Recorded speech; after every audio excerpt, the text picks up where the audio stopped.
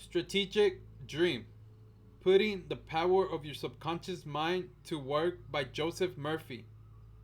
Reach new levels of career success using the power of your subconscious mind. Chapter 2: Developing Self Confidence and Self Worth. If you think yourself as a failure and picture yourself as a failure, you will fail. Think of success, realize you are born to succeed and to win. Picture yourself successful, happy, and free, and you will be. Whatever you think and feel is true in your conscious mind is embodied in your subconscious and comes to pass into your experience. That's the law of mind. Undividing, unmutable, timeless, and changeless. Have faith and you will overcome all obstacles. There may be countless reasons why one person is successful in his or her career or business and another is not. Over the many years that I have interacted with people rich and poor, famous and average, leaders and followers, I have observed that the one most significant ingredient that predestines a person to success or lack of success is how one feels about oneself. Those who truly love themselves, who feel they are people of value, are far more likely to achieve success in their lives than those who lack this belief. What is it that successful people possess that others may not? It is self esteem or self confidence. They believe in themselves and the powers within them. Self esteem, the basic ingredient of self confidence. Self esteem is best defined as feeling good about oneself. People with high self esteem believe they are more likely to succeed in most things they do. They respect themselves and know that other people respect them. This does not mean that they are always optimistic about everything and are always cheerful and smiling. We all have bad days and experience times when everything seems to go wrong. People with high self esteem can accept this and not let it overwhelm them. Self esteem is an integral part of self confidence. Before you can feel good about this decision you make, you must believe in yourself. You must truly feel that you are someone of worth. If you do not have self esteem, how can you be confident that your decisions are worthwhile? Why do people lack self confidence? One common reason is that they may have failed in some activity early in their lives and fear this will happen again. Another is that other people, often teachers or even their own parents, were never satisfied with their performance in school or other matters and have left them with a feeling of inferiority. Still, others have tested success only to have it followed by some sort of failure and have let them failure dominate their minds and doom them to a lack of self-confidence in anything they do. The key to changing your feelings about yourself lies in your subconscious mind. The only way for you to reach your subconscious mind is through your conscious mind. Your subconscious is always controlled by the dominant idea. Your subconscious will accept the stronger of two contradictory propositions. If you say, I want self confidence but I can't get it, I tried so hard, I force myself to pray, I use all the willpower I have. You must realize that your error lies in your effort. Some people try to exert willpower to change their ways. Willpower is an overt attempt to do this. To achieve results, you must remove thought of the negative from the subconscious, and the willpower only reinforces those thoughts. You cannot compel the subconscious to accept your idea by exercising willpower. Such attempts are doomed to failure and you get the opposite of what you pray for. When you concentrate on willpower, you will reinforce in your subconscious mind the act you are trying to overcome. For example, when a smoker trying to break the habit uses willpower, he or she keeps repeating, I will not smoke. The subconscious mind then forces on the act of smoking. If instead the smoker concentrates on the joys of freedom from smoking, breathing clean, fresh, odor-free air, and other benefits, the subconscious mind responds accordingly. If you substitute positive thoughts in your conscious mind, to replace the negative ones, they will filter down the subconscious mind. Never consider yourself a failure. It is your estimates, your blueprints, and your beliefs about yourself that govern you. It is not some other person's beliefs about you. If someone says to you, "You're a failure, you'll never amount to anything," what should you do? Say to yourself, "What another person says about me is irrelevant. I'm born to win, to succeed. I must succeed. I'm going to succeed in a remarkable and unique way." Every time any person says you are going to fail, it's a stimulus to you to reinforce your faith in the power of your subconscious mind, which never fails. In other words, don't blame others for your failures. Don't blame conditions. Successful people work to overcome poor conditions. Sure, there will be failures, but that does not mean that you are a failure. You have within you the creative power to reverse failure, to move on to success. The other person doesn't control you. The power isn't in the other person to manipulate you unless you permit it.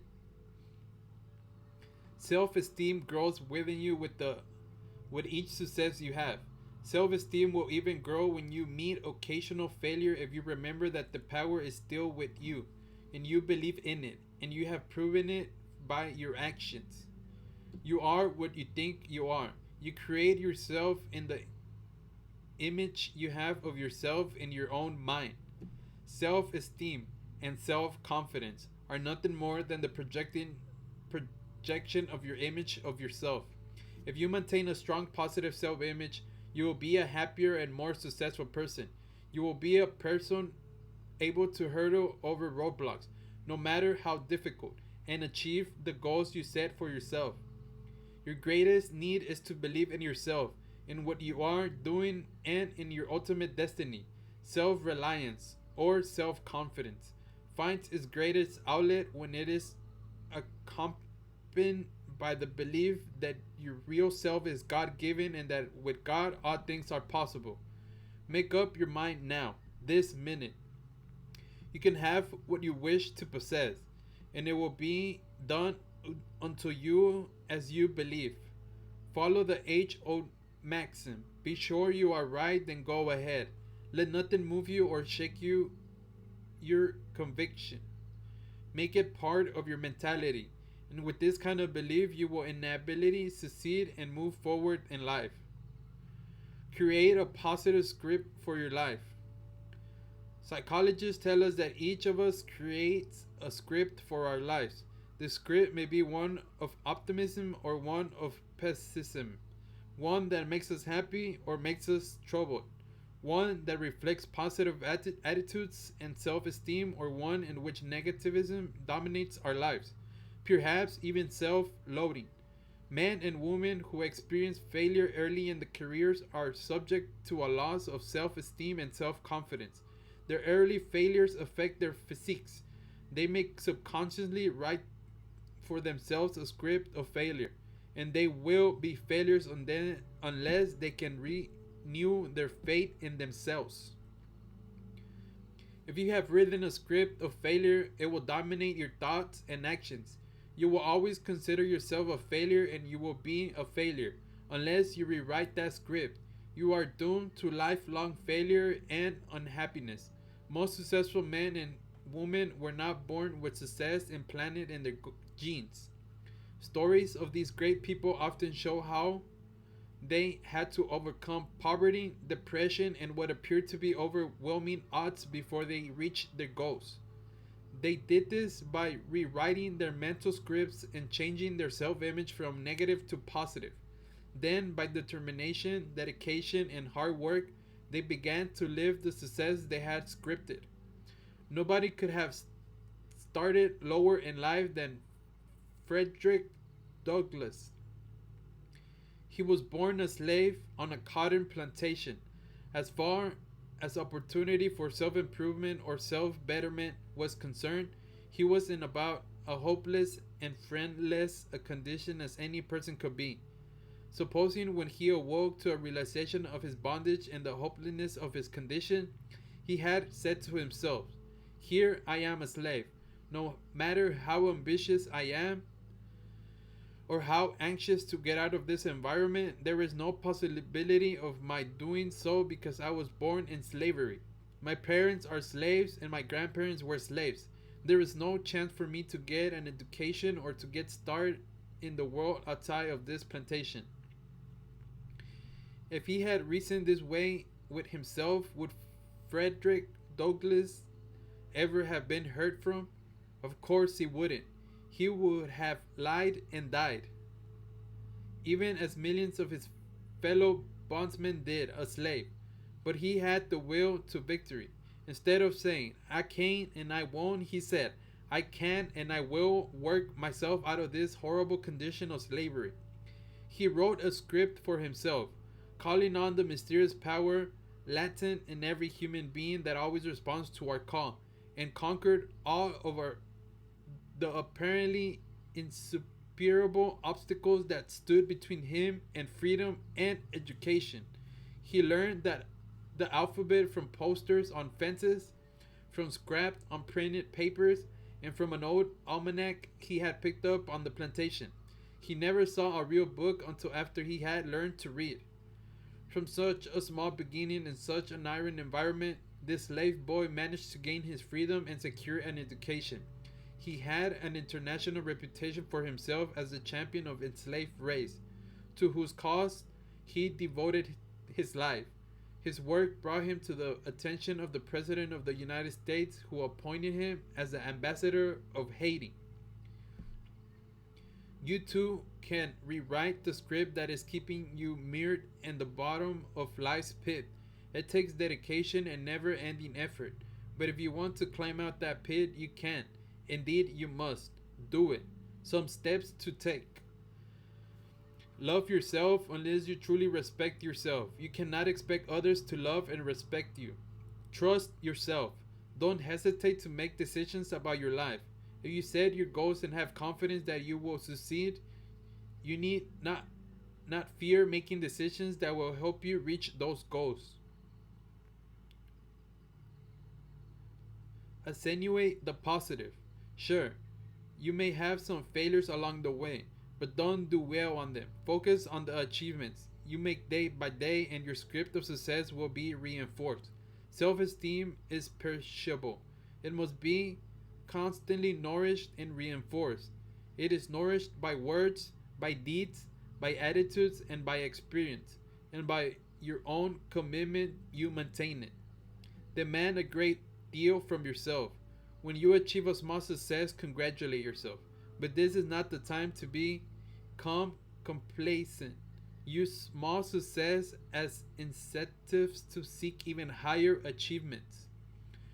Repeat to yourself the H made famous by the French philosopher Emily Cole. Every day and every way, I am better and better. Give yourself a pep talk. There are times when we need to bolster our self esteem. Emulate the coach of an athletic team. When the team is falling behind, the coach reaches out to motivate the team. He or she gives them a pep talk. With well chosen words, the coach instills enthusiasm, self confidence, and not just the desire to win, but also the commitment to put all their efforts into reaching the goal. As, as individuals, we need pep talks too. We need pep talks when our enthusiasm for life wanes, when we are depressed, when we have suffered failure, when our self confidence fades and our faith in ourselves is shaken. But where's the coach? We must be our own coaches. To change the script in your mind, give yourself a pep talk. Tell yourself you are good. You are a winner. You have succeeded in the past, and you will succeed again. By giving yourself a pep talk, you are planting seeds of self-esteem in your conscious mind, which, when repeated over and over again, will step into your subconscious mind and become the roots of your behavior. This self-esteem follows us through our lives. In our youth, it pushes us forward. In the middle years, it sustains us. And in our late years, it renews us. Make it a practice to replace those negative words in your personal script with positive words. Instead of words of despair, plant words of hope. Instead of words of failure, create words of success. Instead of words of defeat, think words of victory. Instead of words of worry, add words of encouragement. Instead of words of apathy, plant words of enthusiasm. Instead of words of hate, use words of love. Replace our negative words with words of self esteem. And just as day follows night, self esteem and confidence will permeate your life. Meet and beat obstacles. Self confidence can be shaken when faced with setbacks. Plans go wrong, unexpected obstacles develop, and everything seems to be collapsing. Now is the time to renew your faith in yourself.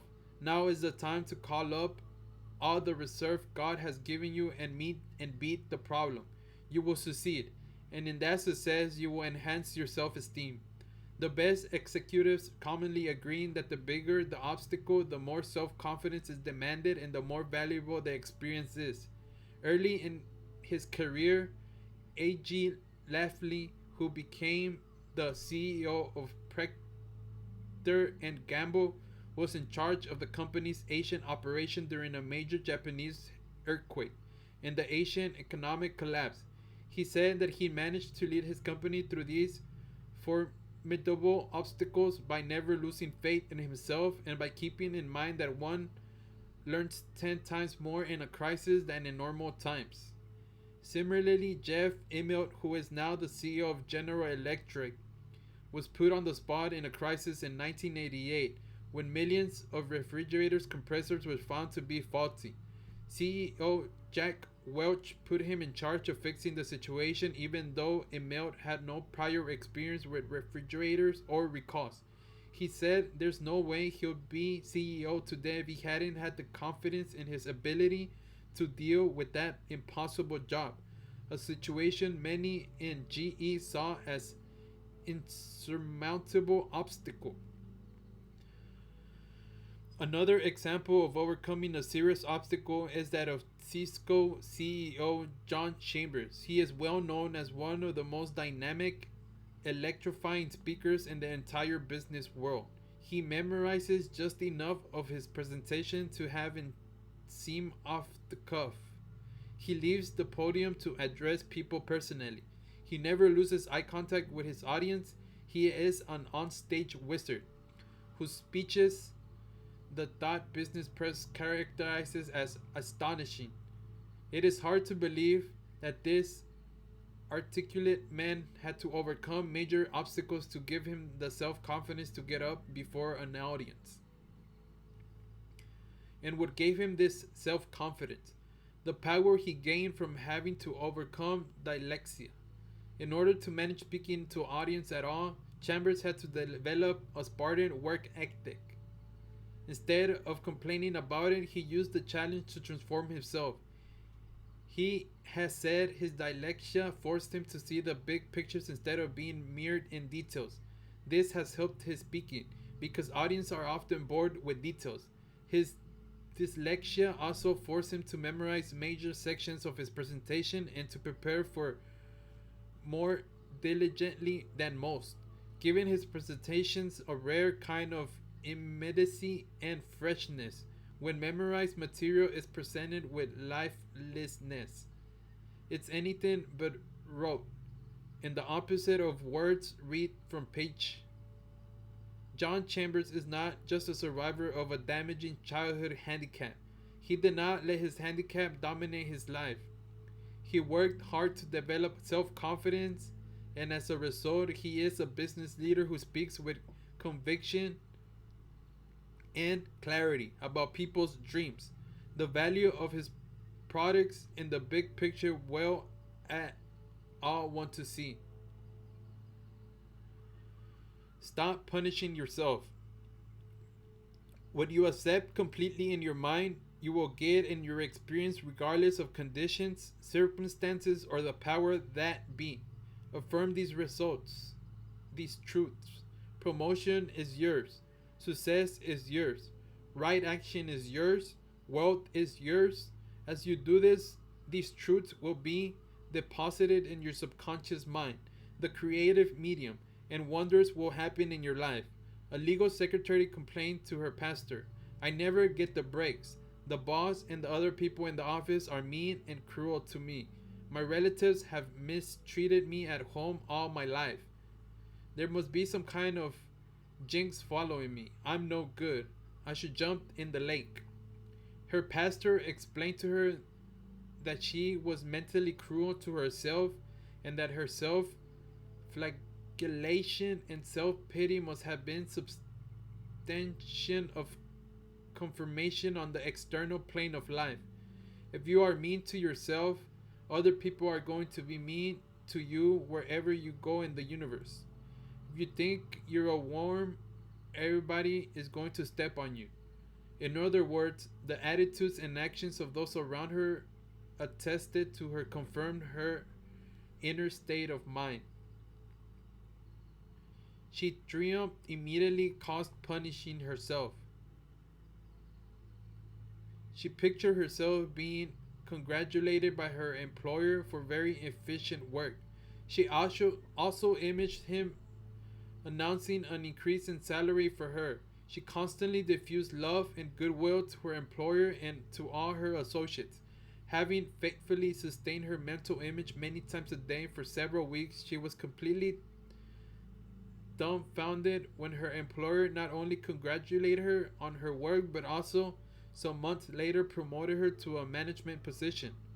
In a few hours' time, she realized the wonders of the deeper mind. She had found the key that unlocked the treasure house. Don't say I can't, say I will. Norman Cousins, editor of the Atlantic Monthly, the author of Autonomy of Illness and Human Options, is a living example of how the power of the subconscious mind enables us to release within us our frequently untapped resources. Cousins was stricken with all the illness that almost paralyzed his neck, arms, hands, fingers, and legs. Soon hospitalized, he was diagnosed as suffering from a serious disease of the cognitive tissues. His doctor told him, your chance for full recovery is 1 in 500. At first, Cousins allowed his doctor and the hospital to do their thing on him. Medication was administered. Tests were performed, all confirming the diagnosis and negative prognosis, but Cousin refused to accept his fate. He strongly believed that laughter, confidence, and the will to live had therapeutic value. Cousin soon formulated a plan for the pursuit of affirmative emotions. His plan drew upon medical resources, human support systems, laughter, and the love of his family.